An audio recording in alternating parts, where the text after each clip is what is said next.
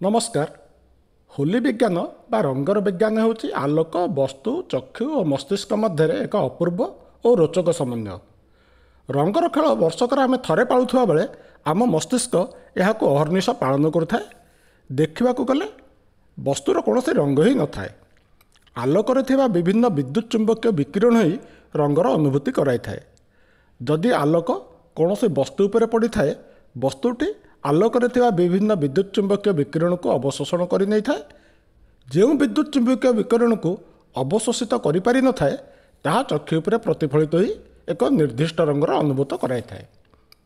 लाल नील और हलदिया यह हूँ मूल रंग एवं कला एवं एमानकर सम्मिश्रण में अन्य रंगर सृष्टि होता है।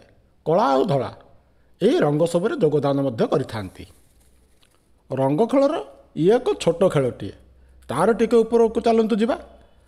आम चक्षुर पछभागे रेटिना होउची एही खेलर मुख्य अधिनायक। एहिटारे बहुत खेलाड़ी सेल जार नाम होउची रड सेल और कोन सेल सब रही थांती। रड सेल आलोकर स्वल्पता और अधिकता को चिन्हित करि थाए। कोन सेल सी मध्य तीन प्रकार रही थाए जहाँ मूल रंग लाल नील और हलदियार विद्युत चुंबकीय तरंग को केवल ग्रहण करिथाए। एक तृतीय रंग हेउची मूल रंगरे थिबा तरंग गुड़िकर एक सम्मिश्रण। केवल तृतीय रंगरे थिबा मूल रंगर तरंग को यही कोन सेल ग्रहण करी मस्तिष्क को प्रेरण करिथाए। एथिरे रड सेल योगदान हेउची आलोकर स्वल्पता बा अधिकता फल रंगटीर गाढ़ा और फिकापण निर्धारित होता है।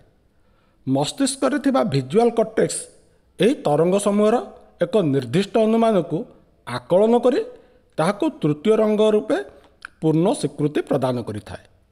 यह होची रंग खेलर एक संक्षिप्त विवरणी।